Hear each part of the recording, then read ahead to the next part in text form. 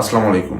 কিছুক্ষণ আগে প্রায় 11:40-এর দিকে আমি ছাত্রদল কেন্দ্রীয় সংসদের দপ্তর সম্পাদক জাহাঙ্গীর আলম ভাইয়ের ভেরিফাইড কৃত ফেসবুক পেজে একটি শোকজ পত্র দেখলাম। সেখানে আমার নাম উল্লেখ করে আমাকে শোকজ করা হয়েছে।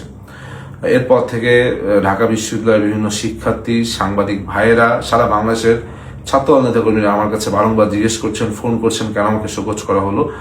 যদিও আমি এখন পর্যন্ত জানি না কেন শোকজ করা হয়েছে, এবং আমি কিন্তু তখনই তাৎক্ষণিক এটি যখন পেলাম, কেন্দ্রীয় ছাত্রদল দপ্তর সম্পাদক জাহাঙ্গীর আলম ভাইকে আমি ফোন করে জিজ্ঞেস করলাম, ভাই কি কারণে আমাকে শোকজ করা হয়েছে, সেটাই তো জানি না, উত্তরটা দিব কিভাবে।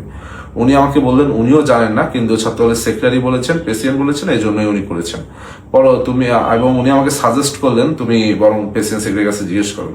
যাই হোক, পরবর্তীতে আমি জানতে পারলাম যে গতকালকে 26শে ফেব্রুয়ারি বৃহস্পতিবার ঢাকা বিশ্ববিদ্যালয়ের শিক্ষার্থীদের নিয়ে আমি একটি ইফতার মাহফিলের আয়োজন করেছিলাম। কোরআন তিলাওয়াত প্রতিযোগিতা ছিল, তার পরবর্তীতে আমি শিক্ষার্থীদের সাথে একটি ইফতার মাহফিল করেছি। সেই ইফতার মাহফিল কেন করলাম সে কারণে নাকি আমাকে শোকজ করা হয়েছে।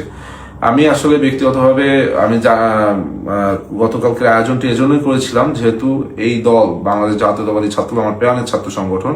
এই সংগঠন বিগত দিনের ডাকসুতে আমাকে জিএস পদে মনোনয়ন করেছিল, এবং শিক্ষার্থীদের ভোটে আমি প্রায় 5,500 ভোট পেয়েছিলাম। তাই আমি মনে করেছিলাম যে এই রোজা উপলক্ষে শিক্ষার্থীদের প্রতি আমার কিছু দায়বদ্ধতা রয়েছে। সেখান থেকে আমি শিক্ষার্থীদের সকলকে নিয়ে একসাথে একদিন ইফতারের আয়োজন করব, সেই চিন্তা ভাবনা থেকে কিন্তু আমার এই ইফতারের আয়োজন করা, এবং সেই ইফতার প্রায় 1000 শিক্ষার্থী অংশগ্রহণ করেছিলেন।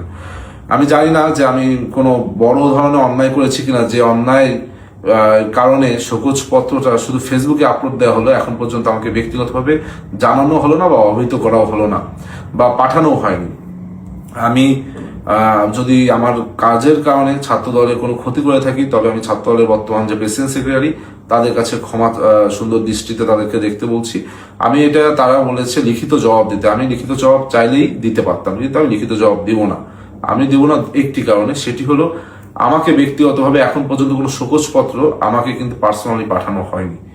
আমি নিশ্চয়ই এমন কোনো বড় অন্যায় করিনি যে আমাকে পার্সোনালি পাঠানো যাবে না। ডিরেক্ট ফেসবুকে সামাজিক যোগাযোগ মাধ্যমে এই ধরনের একটি শোকজপত্র দিয়ে সারা বাংলাদেশের মানুষ এখন আমাকে ফোন করছে, সারা বাংলাদেশের মানুষ এখন জানতে চাচ্ছে কি এমন অন্যায় করেছি।